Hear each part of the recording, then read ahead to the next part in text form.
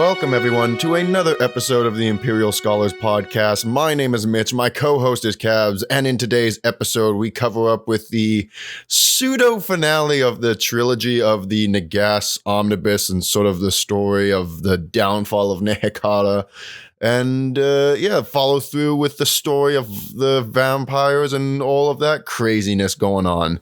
Because when I first was doing my research on this and read about it, I knew about the character of Alcadizaar, but I didn't know, like, in vivid detail, like, what Alcadizaar's lore was, and it's quite profound to figure it out. It's quite tragic. So, Cabs, are you prepared for really, like, the final stage of the downfall of all of Nehekara? Of, like, when it becomes known as the Land of the Dead? Oh, like this is going to be now. So it's not already known as the Land of the Dead. No, not yet. Not yet. It's actually like Khemri was known as the City of the Living. Oh. Like when but I thought, wasn't there like necromancers walking around and stuff? Well, that was during Cetra's time. That was the irony of it was like the City of the Living, and then by the time Nagash took over, it was like the City of the Dead. Like it was completely thrashed. It was a complete disaster of a kingdom. I see. Yeah. So now we're actually covering all of Nehekara, and I spoke last time about a character, like there was a queen who went to Neferata who was worried about her pregnancy, and Neferata offered to take care of this kid and give him like the immortality of her blood and all this stuff, right? I spoke a little bit about that last time. Is any of this ringing true? Do you recall any of this? Yeah. Okay. So we're following through from there because this is where we get introduced to the character of Alcadizaar. Alcadizaar. Yes. Oh, exciting. So Alcadizaar, this guy was born as basically supposed to be the next generation of the kings of Khemri. And so Neferata was like, all right, leave him here with me and we'll train him to be a great ruler. He'll be a great king for the next generation. And he'll have all the finest and all the greatest teachings and all the benefits of living in Lamia and having my tutelage with, the next like 20 or 30 years or whatever, right? Mm-hmm.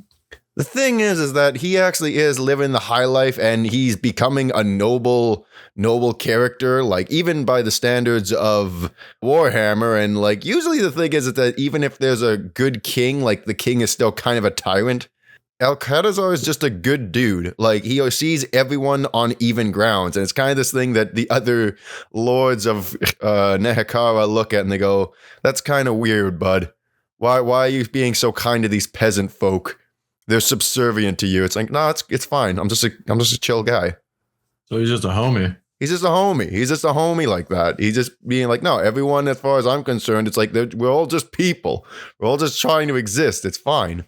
And yeah, he's just a really nice dude. He's just really decent to everybody. He's well read. He's a great general, in theory at least. And he's looking like he'll be one of the greatest kings of Khemri. And one of the greatest kings in Nehekara in general. Oh, okay. Yeah, the only thing is that he's being tutored under Neferata, who really is also kind of subserviently, like, grooming him. Oh, no. Yeah, it's kind of weird. It's even weirder because he's kind of grooming him with the intent of him being the king, her becoming the queen, and basically just girl bossing him. Okay. So obviously Neferata, pretty nefarious at this point. Like we know this, she's the vampiress. I haven't really gone into full detail. Like she's become really ruthless at this point and a real like just tyrant of the people. But she kept it all under wraps and has like the creepy cult of blood and vampires going on, right? But no one knows about this stuff. Mm. So eventually she goes and brings him into her court and has him go through all these crazy rituals of trying to have him become a vampire himself. She even has this thing where she goes and talks with the other lords of Khemri, and it's like, well, we can have a joint alliance between our people, of Lamia and Khemri. And so, yeah, he agrees to this, thinking like this would be best for my people. I will happily do this for the sake of the future kingdom that I will take over. And then he very quickly realizes, oh shit, she be a vampire, and everyone around me is a council of creepy lady vampires. You ever see Castlevania, the Netflix series? Yeah. Well, no, not the Netflix series, but I know the game. You know the game, right? Okay? Because in the Netflix series, there's like this trio of sisters of vampires, like this sort of courtesan of vampire mistress women. Okay. That's kind of what Neferata's got going on right now. Like, this is the cult of blood. It's all of this, like, all these creepy vampire women who just don't say anything and are just going about these weird rituals. Mm-hmm. And so Alcadizaar quickly realizes what's going on, and that dude I mentioned earlier, Ubel, he fights off Neferata, is like, for God's sakes, run! And he gets out of dodge. He just flees. And Neferata is actually like really obsessed with Alcadizaar because, again, he's the focal point of her plot to become, queen of all of Nehekhara, basically. Mm-hmm. And I don't know if she actually is in love with this man or if she's just... It's really weird, Neferata. She becomes really unstable that it's kind of hard to tell where her actual motives are at this point. Because she's kind of mentally broken by the death of her cousin still. Okay. So Alcadizaar flees into the city district, and for, I think, a handful of years at least, he's actually living in like the slums of Lamia, which is why they can't find him. Because he's just like, it describes very quickly, like he lives amongst the slums. He's like working in the red light district, basically. He's in the sleaziest of places that he can possibly be to disguise himself, right? Mm-hmm. And eventually, with time, he does manage to get out of the city, and he joins with a random bandit group, actually. That's like this becomes his new group that he goes along with and kind of becomes his folk, his people. All right. Just becomes a bandit just cuz.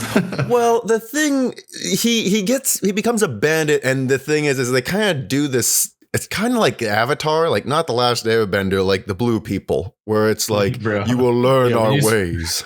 When you said Avatar, I thought of like the Last Airbender. He shaves his head bald. I mean, I think he is bald because, again, like Egyptian king, but like. So there you go. There you go. He is the chosen one. I mean, he is actually the chosen one. Oh my God, I just realized actually, he is the last Avatar because he unites all of the bandits. He unites the kingdoms. Yeah, see? You're onto something. Yeah. I should have known. The prophesize. There actually is like a thing of like a prophecy of Setra. They're being like, yes, one day a ruler will come along who will, reunite the people. And Alcadizaar, sure enough, is that dude. But we're getting ahead of ourselves. So Alcadizaar goes to his brother, who is the current ruler of Khemri, and tells him all the stuff, being like, oh yes, the vampires are taking over. There's all this crazy necromancy.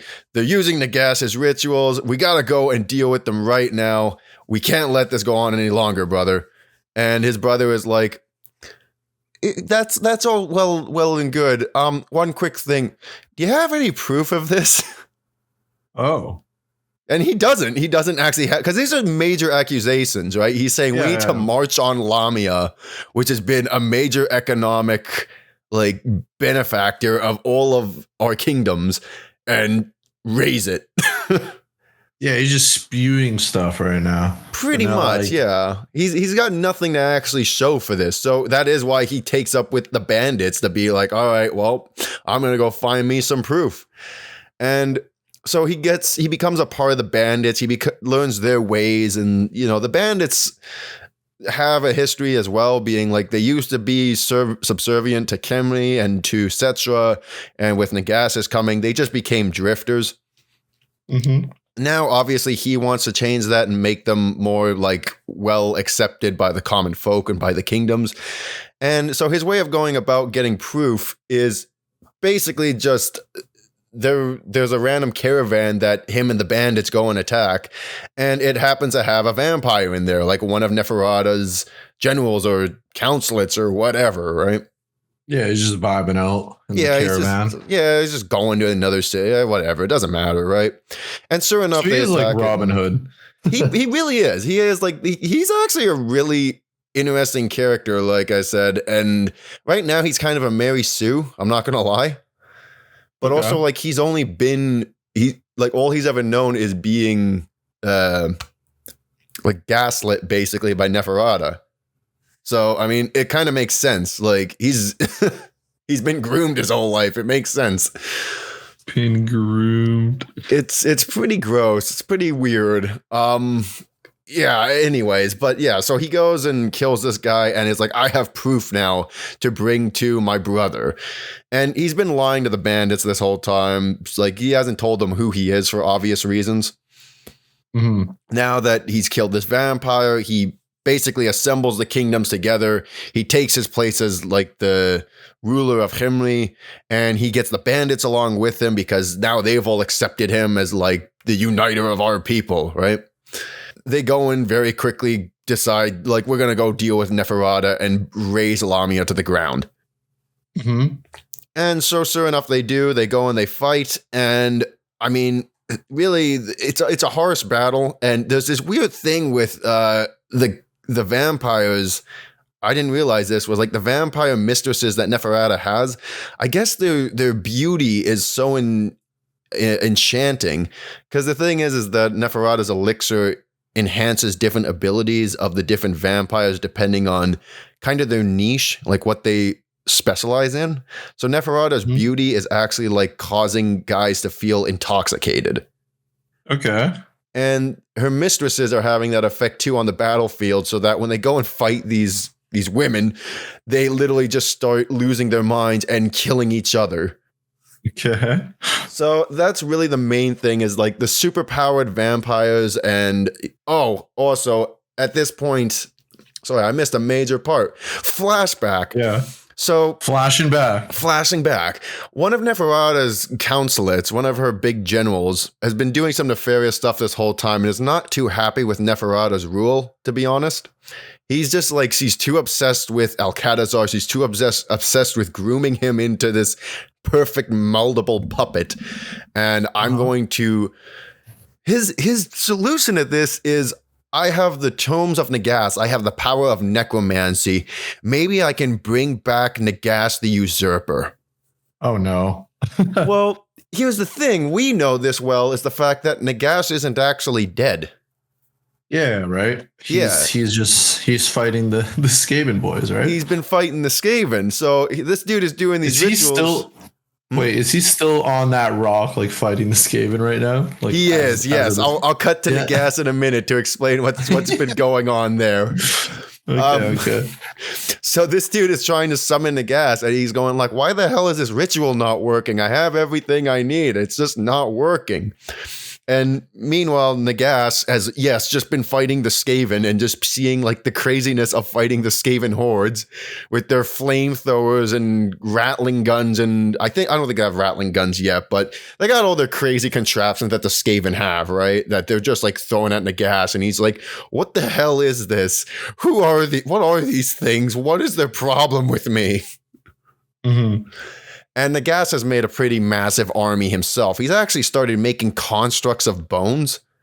I guess this is what like the necromancers do to create constructs, is they literally just create bone constructs of like mock versions of things from Nehekara and just start sending them the Skaven's way, being like, get in there, guys. And for a while, it's a stalemate. Nothing is happening, and Nagash is getting really concerned because he's very quickly running out of warp stone. Like, the Skaven can keep fighting as long as they need to, but Nagash needs this stuff to survive. Yeah. Like, the Skaven are just annoyed. They're just crack fiends. Yeah, they're like, now give me all of your fucking money! And, here's the rat cat! So the crack fiends are just like violently trying to get their stuff from Nagash, and he's like, I need this to survive, and I'm running low. He does like a Hail Mary last ditch attack on these guys, and he actually manages to draw the Skaven back. He actually succeeds somehow. I think just through like sheer willpower and just like his amount of armies that he's resurrected, and then eventually Nagash is looking at it going like, all right, I've pushed them back. There's an easier way for me to go about this. And he goes and sends like a husk to go and talk to the Skaven and being like, my master wishes to make a deal with you. So they actually make a trade deal where Nagash is like, I will give you all of the warp stone you need. And because at this point he has like the mass majority of it, right? And in exchange, I want all of the metal and slaves that you can offer me. Huh? Well, okay. Here's the reason. You'll find out why. So the Skaven do agree to this because they're like, yeah, sure, you can have metal, you can have slaves, why not? And they go in, the Skaven solution to this. They go into the north and they just start enslaving every random greenskin they can find.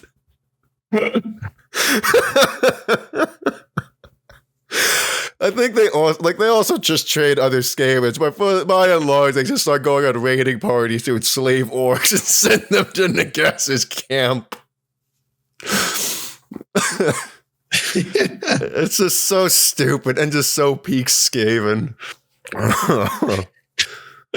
Oh my gosh. It's so stupid. I don't know why that took me so off guard. Because the orcs haven't been involved in this plot line at all. And this is the one reference we get. And it's like, sure enough, they're just like, you're coming with us now. So Nagash has just been killing the orcs, actually, and just absorbing their life essence. This is his thing now to just be like, oh, okay, well, it's worth pointing out that when he was fighting the Skaven, there's one point where he basically takes a grenade, like point blank, like a Skaven grenade, basically. Mm-hmm. And it really damages him to the point that he's like desperately needs the warp stone. Like he used to need it every like couple of weeks. Now he needs it like on the hour. Oh, damn. And so he does this thing where he binds his servants to him via their souls, right? Typical Nagash stuff. He basically pulls a Malekith. He forges this crazy armor for himself that just, at this point, he's gone full lich. Like, he just looks like a skeleton. So he forges this crazy armor that, like, he just forges to his bones, and he creates this crazy necromancy crown. And this is referred to as the Crown of Nagash. And this is like a giant amplifier of his power. And it is also, like, the armor is what keeps him in place and keeps him strong and together. Okay. So with the creation of this crown, though, there's so much magical energy being made that the dude who I said was trying to summon Nagash, he just sees this weird vision of Nagash creating the crown. Like he sees a lich creating the crown. He's like, what the hell is this? And then he very quickly goes like, oh my God, Nagash is alive. No way. Yeah, so just because that much magic. So he just sees it like in like a dream or something, or is it like just a vision in general? He's like in a ritual, and then during the ritual, he sees this appear before him. It just like appears. Okay, so he's like mid casting a ritual or something. Pretty much, he's doing crazy ooga booga blood sacrifice stuff, and then he's like, oh. And then Nagash just appears. That's awesome. Pretty much. Oh, and also, when he creates the crown, a bunch of necromantic energy just kind of withers off, and random bodies start rising from the dead and coming towards Nagashazar, like his headquarters. Oh, and that's lovely. One of those is a skeleton that just steps out of a coffin with no head, reaches back into the coffin to receive its head and place its black tooth skull back on so that it can go and serve its master. So our man Arkin has risen again. Oh, that's awesome. Yeah, oh man. So Arkin literally comes back from the dead and is like, well, I mean, I don't really want to like rot in hell for all eternity, so I'll go and serve Nagash. It's fine. Yeah, it's fine. So yeah, Arkin is back. And at this point, Arkin basically takes the role of the main like leadership role of Nagash's armies. Because again, he's his right-hand man, right? And so yeah, he's back. And that dude who was planning to bring back Nagash sees that crazy ritual. And he goes, oh, okay, Nagash is still alive. And meanwhile, oh, hey, look, Alcadizaar is at our border with an army of the allied armies ready to slaughter all of us. It's like, I think I only have one choice. Because, mind you, I have this Tome of Nagash. Oh, look, what's this on raising the dead? So he tries this so that they can fight off the armies of Alcadizaar. It doesn't work. Alcadizaar's armies very quickly again, it's the allied army, so even with like the vampires and all this other stuff, it didn't matter. It didn't matter. Alcadizaar very quickly takes the city. From there, it's basically like, I'm gonna establish a new kingdom in my honor. And I didn't mention that the bandits that he was riding with, they have this seer, basically, like this desert seer. And she warns him, being like, Nagash is alive and he's coming back. Like, you need to be prepared, my guy. He's like, oh, okay, thanks for the heads up. So for 15 years, he takes a wife from the bandit camps. Like, it's like, falls in love, establishes her as his queen, and he becomes king of Khemri. He creates a vast paradise in the necropolis for like 15 years, and he has his own children and all this good stuff. And things are just kind of continuing on. The vampires have been like run out. Neferata flees, by the way. Her body is never found. Okay. So the vampires have just been driven completely out of Nehekara. Well, it's just, we don't know where they fled, but probably just, they dispersed everywhere, right? Yeah. So Alcadizaar is going, all right, now I can establish a new Khemri, a new paradise for my people.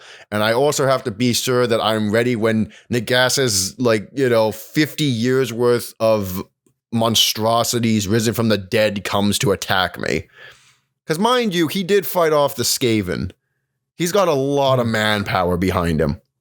So Alcadizaar is just stressing, trying to get everything in place, trying to get everything prepped for when Nagash finally does return. And eventually, sure enough, Arkin arrives with... Oh, actually, sorry. I forgot to mention something. One of the vampires returns to Nagash, actually, and offers him the necromantic tombs of Nagash. I'm not sure why he needed them, but he has them now again.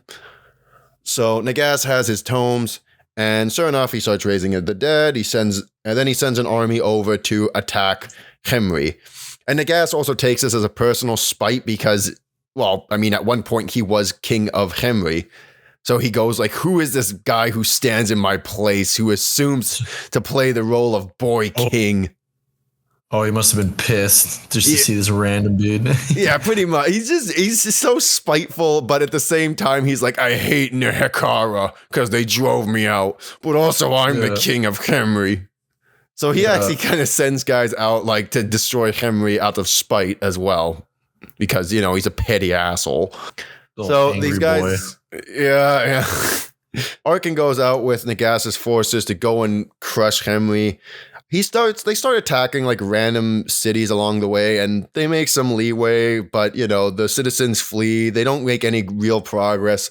And by the time they reach Khemri, the allied armies, like, he's had 15 years to prepare for this stuff, so they just get crumped. They don't stand a chance compared to Alcadizaar's battle tactics.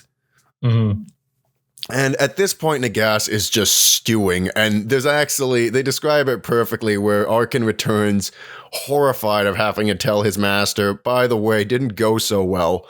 And it's like for many weeks, there was an eerie silence over Nagash-Azar, where Arkin wished that he could hear his master's rage.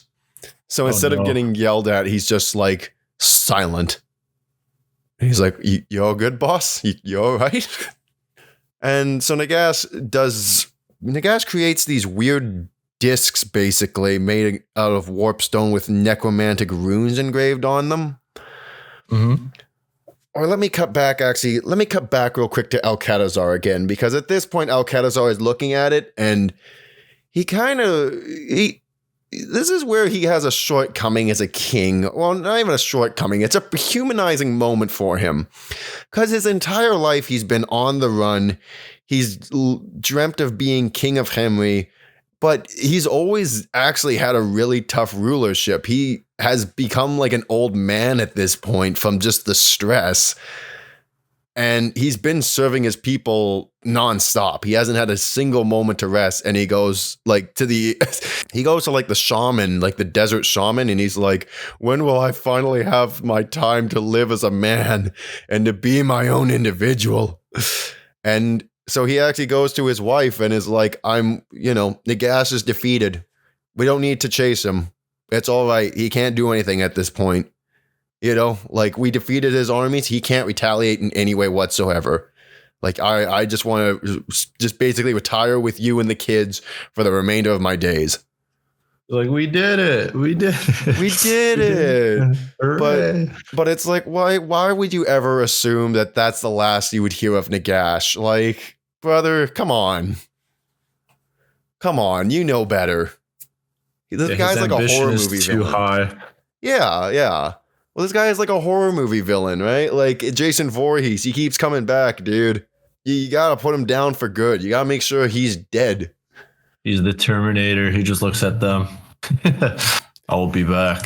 Pretty well, and that's the thing is he had that eerie silent moment saying like that to Arkin. I'll be back. He never actually dies. Mind you, he lives. You hear that name in the Age of Sigmar.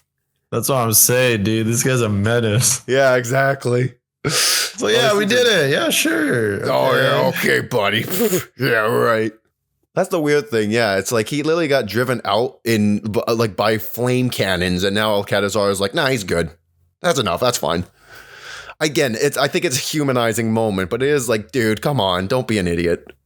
So Nagash creates these weird runic warpstone discs, basically, and he puts them in a box and he brings them to the Skaven, and are like, same system as before, but we have one thing we need you to do. And the Skaven are like, okay, what's that? It's like, throw these into the River Vitae. It's like, what is in these things? And the guy just goes, death. And he's like, okay. So the Skaven do. They follow Nagash's orders because they want that warp stone. So the Skaven go and throw these creepy warpstone discs into the River Vitae, which flows into every settlement of Nehekara. It is their primary watering source. And from here, every single kingdom in all of Nehekara starts to be just hit with this horrible plague of just everyone being poisoned by these discs that Nagash has thrown into the water. Oh, that's lovely. Yeah. And I mean everyone.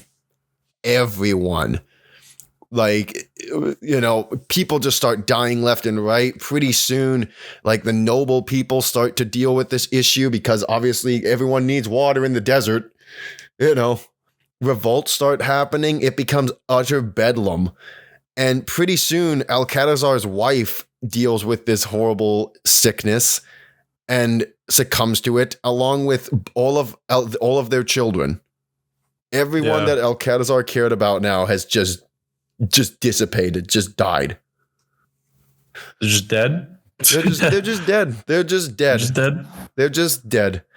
And Alcadizaar at this point is like suicidal. Because he's just like, there's literally nothing here. It makes it sound like he's the last man alive in all of this, in all of Nehekara. I mean, maybe he is. He might actually be, from the sounds of it, because from there, he goes out with the intent of being like, all right, there's the armies of Nagash. Kill me. Finish this off. And sure enough, there's a black-toothed lich who just looks at him and goes, my master has different plans for you. Oh, no.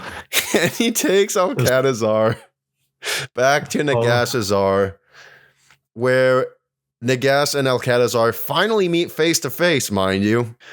Then at this point, Nagash has his evil villain moment where he does this creepy enchantment with Alcadizaar, where he's basically floating in place. And Nagash starts putting inscriptions into his flesh, like just cutting runes into him, and explaining all of this stuff of like, yes, necromancy is the magic of runes, basically, like all of this representation. And, I need a great source of power for the greatest of incantations. And what better source of power is there than the king of Khemri himself? And he's like, well, what the hell do you plan to do with me? What do you need me for that can't be done? He's like, oh, well, the interesting thing is that I've been able to bring back the bodies of the dead, but they've always been coming back as kind of mindless husks and are only so useful to a point. I intend to bring back every single dead person of Nehekara, but I want their souls binded to their bodies under my will. And every soul will be bound to me, even the great Setra the Mighty. Oh no. And he basically his plan is that by the end of his reign, all of the world will be ruled by Nagash. Their souls will be bound to their bodies, and he will rule over both. Right? And this incantation does start to work. Like, the bodies of the dead start to rise and come towards Nagash in like great hordes. And it's like, yes, it's all working according to plan. Wait. So how come he needed the king then? Or like, what's his name? Sorry. Oh, Alcadizaar. Yeah. Why did he need him? Like, well, how does he help with this spell? He is just like the conductor of this spell. Yeah, no, I get that, but like, why? Like, why couldn't he just use, random Billy Bob from the farm fields? Yeah, no, it had to be like, it has the representation, like the king of Khemri. Like, that is the important reason behind it. Like, the mightiest of all kings, right? I see. Okay. For some reason, that does matter. And, just, like, I mean, that was a thing that, like, Nagash actually explains, being like, oh, it's all about sort of runes and inscriptions and symbolism. Like, that is the art of necromancy. It's like, oh, okay. Well, like, now that explains a lot, actually, when I stop to think about it. Yeah, okay. No, it makes sense.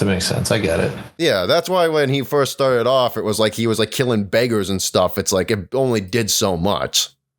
Yeah, like, it was kind of useless, but then now with the Chad himself imprisoned. Yeah, Alcadizaar. He can bring back an army of undead from basically living. And it starts to work. All of these dudes start just rising up out of the graves and heading towards Nagash. And Nagash has a great throwaway line where he goes, yeah, soon everyone will be my plaything. Perhaps even your lovely queen. I will even have her as it's just, if it will bring you greater suffering, it will bring me greater joy. And it sounds like Nagash's plan. He actually intended to keep Alcadizaar alive. Like, this is the reason that he's the last remaining dude. He's like, I foresaw it all and I engineered it to go this way. Yeah, all part of the plan. It's all part of my plan. Yeah. Like, what an asshole. So Alcadizaar is just like, this dude, Alcadizaar is like, this dude's such a prick. He's completely like bloodlet and just exhausted from the ritual. Nagash himself is pretty exhausted of bringing all of the undead back. And he just has Alcadizaar thrown in a prison cell. And Nagash just goes and sits on his chair and waits for the undead to arrive at his doorstep. He actually just starts vibing. What does Nagash look like at this point? Like, is he like full lich now? Or no? He just looks like a lich king. He looks like a lich just decked out in like brass armor. Okay. Yeah. I was just wondering. And yeah, so Alcadizaar is in this cell. And then this whole time there's been the subplot with the Skaven where there's been a mighty weapon that the Skaven created to kill Nagash at the opportune time. But the Skaven were worried because it killed everyone that it took to engineer it. It took like 12 warlock of this clan squire to create this thing. And it's like only the dead can use this thing. So they're like, I don't want to use it. No, have Jim over there go use this thing to go and kill Nagash, right? But then they see Alcadizaar and they're like, hey, human, how's it going? Looks like you've had a rough going of it. Don't worry, we'll get the door open for you. And Alcadizaar is like, what the hell are these things? It's like, oh, don't worry about it. Here, have this secret weapon we've been storing. And they put it down and they're like freaked out that like Alcadizaar is going to open the box and take whatever's in there. They don't even know. And it's a warpstone sword. Warpstone sword. Yeah. I don't know why. Like it's this kind of bizarre You know what? Like, I don't know what the Skaven. Oh, I think because it has like crazy runes in it and stuff. Like the Skaven have done all sorts of crazy Skaven, sorcery and stuff to make this a super special, lethal, evil sword deal that it can kill the likes of Nagash. But yeah, so Alcadizaar is like, all right, cool, thanks, guys. I'm gonna go kill Nagash then. Damn. And the Skaven don't do anything from there. They just leave. So like, here you go. Here's this awesome sword. All right, peace. See you later. We're going back in our den. Tell us how it goes. Yeah, hopefully you win. All right, bye. Pretty much. So like, it's no worry. If he wins, he wins. If he loses, I guess we got a good trade thing going on. So this is hilarious to me too. This next scene, because Nagash this whole time has actually been taunted by his victims from the past, right? Like his brother, his brother's wife. His brother's wife in particular really loves taunting him, being like, "Soon all that will await you is oblivion, Nagash." What a dick. Well, yeah, I mean, he deserves it. He just loves laughing in her face, but he deserves it. And so while this is going on and he's exhausted, he's just sitting on the throne, and that's when Alcadizaar goes and starts attacking him with the sword. Damn. And he just sneaks up on, he doesn't like do an honorable thing or anything. He just sneaks up on him and starts wailing. And, it was interesting because I stopped to think about it. Nagash is a great sorcerer. We've never established if he's any good in a fight. That is true, actually. Yeah. So he actually kind of gets his ass kicked. Really? He gets just completely obliterated. Because the thing is that the spells, like he keeps using the spells on Alcadizaar. The warp sword is literally deflecting it like a lightsaber. Okay. So it's like, oh shit, my primary force of attack is useless now, and I'm left with nothing. Like, I don't even remember if he had a sword, because it was like that irrelevant. He gets his ass kicked that badly. Damn. And Alcadizaar proceeds to, destroy him, releasing all of the necrotic energy that Nagash had, and completely unbinding that spell. And he proceeds to beat the remains of Nagash until they are basically nothing but dust. Wait, what? He's that pissed. He kills Nagash. He destroys Nagash and turns him into just dust, just bone dust. What? Huh? I'm confusion. Well, here's the it gets better. Later on, the Skaven, from there, Alcadizaar has kind of actually lost his mind, and he just wanders off. We don't know what happens to him. Really? There's no follow through. There's folklore that he still wanders Nagash to this day. But yeah, it's just kind of this thing that no one knows. No one knows what happened to him. They need to bring him back for Age of Sigmar. So you're telling me there's a legendary hero, the only one to ever slay this butthead, and they just do nothing with him anymore? That's what I'm saying, dude. That's why they need to bring him back. Like, Age of Sigmar has left this wide open. Bring him back. That'd be great to have like an undead army that is like an undead that faces against Nagash. That'd be so cool. Yeah, whoa. He's like, that's just such a sad thing, because like I said, Alcadizaar wasted. Do something with him, GW. Come on. He's kind of wasted. I'm unsatisfied. I don't want him just to kill Nagash and then leave. Yeah, and he just loses his mind. It's like, no, I need more. Yeah, what is this? What is this? It's like, well, that's the tragedy of it too. It's just being like, all right, well, let's just play Guts' theme as this man just wanders off. Yeah, he's just all depressed and he just wanders off. No, yeah. And it's, in regards to Nagash, it's even better because, like I said, he just got turned into paste. The Skaven go and collect him with like a dust broom, and they just burn all of the remnants of Nagash. They burn his bones, they burn his armor, they burn everything. Yeah, they want to make like double sure. Yeah, they're making sure that nothing gets left behind. But they didn't ever find his right hand for some reason. I don't know why. Here we go. There's a few things here. They never found the right hand, but also once they burn the remains, the ash goes up the chimney and it floats ever so far into the distance into a giant black pyramid and swoops into a coffin for resting. Of course it does. Yeah, of course it does, because why wouldn't it, right? And which idiot awakens Nagash again? I mean, probably, I don't know, but I'm willing to bet it's Arkan. Yeah, well, I guess we'll find out in the future on how this butt comes back. Yeah, you can't keep him down, man. And I mean, it's worth pointing out, like I mentioned that Nagash is in Age of Sigmar. I should just let you know at this point, he's the poster boy of Age of Sigmar, of like the Death faction. Oh, really? Yeah, look up his model real quick. You'll have seen it. Yeah. Let me see. Actually, I just gotta quickly search up. Oh yeah, I've seen this. Yeah, you've seen this model. So that's what he looks like now. Like that's what he's aspired to as like a god of death. This is what he looks like. I mean, he looks pretty cool. He is really dope. Yeah. Well, I think $175. I think he literally becomes a god actually at this point in Age of Sigmar. Yeah. Yeah. I mean, like he kind of looks like a god. Well, there's some weird.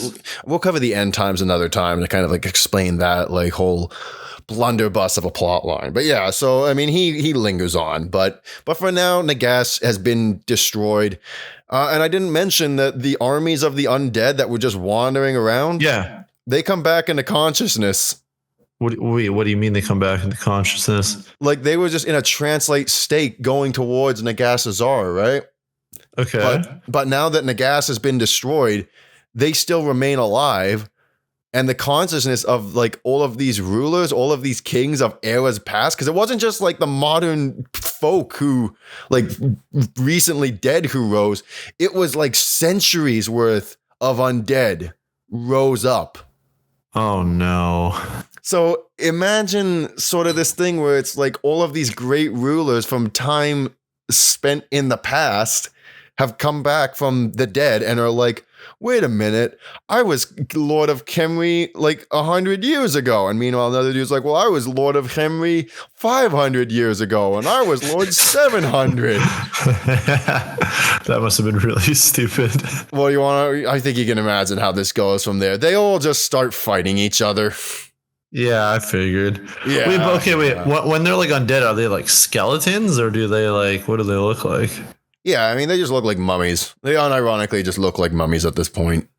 Okay, so I guess this is how like the mummy lords are created or whatever. Yeah. All of the mummy lords on all of the like soldiers that, like if the soldier died, it was like buried along with the king or whatever, right? Yeah, like whoever was loyal to that king at the time, and then whatever we're left with is the present people, I'm assuming, right? Pretty much, yeah. And I'm guessing that Tetro survives. Well, we'll cover that. I think I need to do that for the next episode. I think I need to do a follow-up episode to kind of let you know what's gone on from this point forward now of like modern Tomb Kings, air quotes.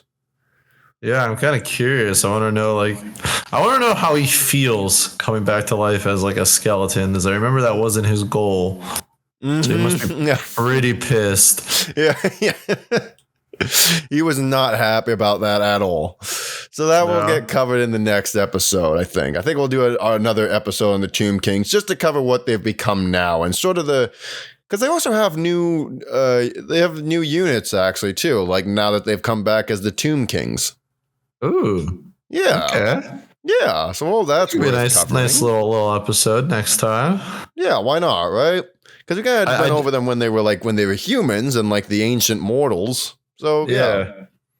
I do have a quick question. Go ahead. Or should I save it for next episode? It's kind of like, if it's a spoiler, like I'll leave it, but go ahead and ask. The question was, so like let's say like Cetra and all these other like Tomb Kings, right? Are they?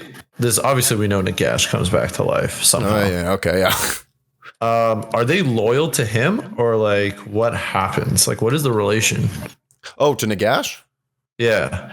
Oh, they have no connection to him. Like, it isn't even this thing of like, oh, like Cetra hates Nagash. Like, I mean, he will when he finds out like what he did to his realm.